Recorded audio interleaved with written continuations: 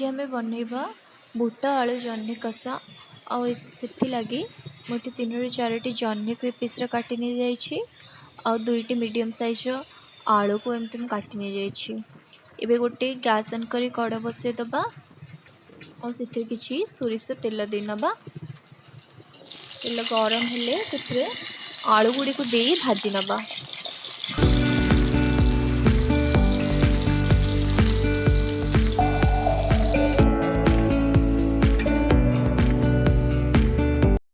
देखिबा आलू गुड़िक आम लाइट ब्राउन हो गलानी।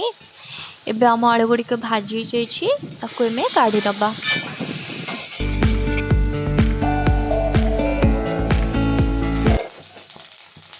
एबे से सेम तेल रे आमे रखिथिबा जह्नी गुड़िक देकी ताको भाजी नबा।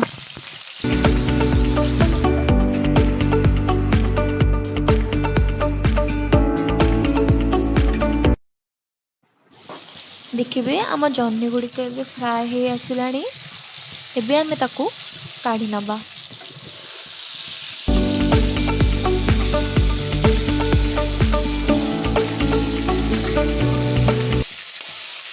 एबे 2टा मीडियम साइज रे पियाज आ 2टी रसुण आ 2टी अदा को छोटा अदा को आमे फाइन पेस्ट बने दबा।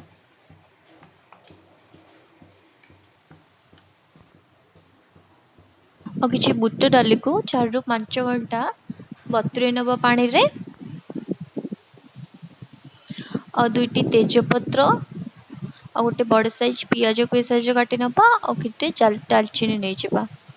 एबे कड़ारे किसी तेल दे से 2टी तेजपत्र दे दबा और दालचीनी दे दबा। एबे से रखिथिबा पियाज को दे नबा। पियाज को दे टिके भलसे हमें 1 ରୁ 2 मिनट भाजी नबा। देखिबा एबे हम पियाज पूरा गोल्डन ब्राउन कलर हे आसलानी। एबे हमें रखिथिबा पियाज और अदा रसुण पेस्ट को सेथिरे दे नबा। 5 चम्मच पियाज और अदा रसुण जो हमें पेस्ट बने के रखिथिबा सेथिरे दे नबा।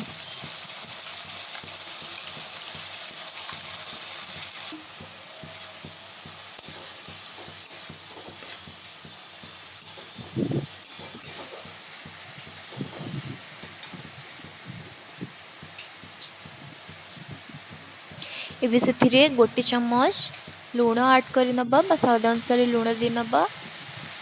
और गोटे चम्मच लाल मिर्च पाउडर ऐड कर नबा। एबे ताको हमें भलसे गोले 4 ରୁ 5 मिनट लगी कसी नबा। एबे से गोटे चम्मच हल्दी पाउडर ऐड कर नबा। ताको एबे हमें भलसे टिके कसी नबा। एबे से किछि टमाटो गोटे बड़ टमाटो हम काटी दे नबा।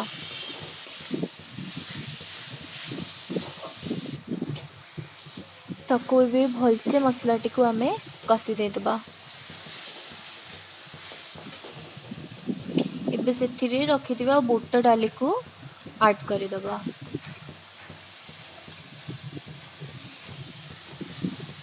एबे मसला टिको भलसे डाली सहित कसी नबा।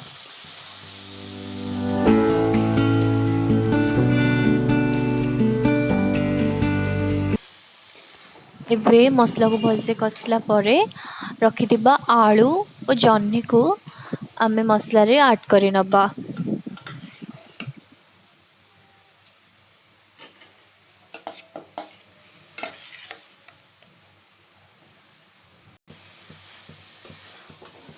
एबे आमे मसला को 3 ରୁ 4 मिनट कसी नबा।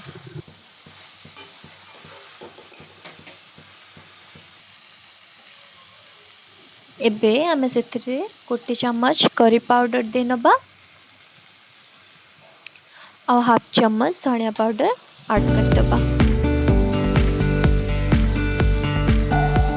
एबे आमे सेथिरे गोटे ग्लास पानी दे दबा।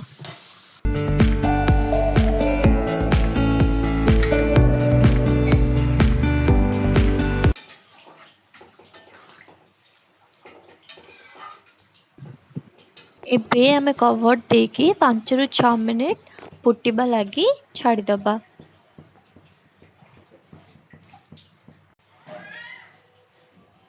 एबे कवर काढ़ी देखिबा हम तरकारी पूरा फुटी आछि।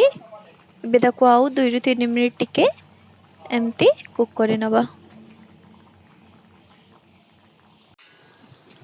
एबे आमे देखिबा हम तरकार कंसिस्टेंसी पूरा चेंज हो आसिलानी।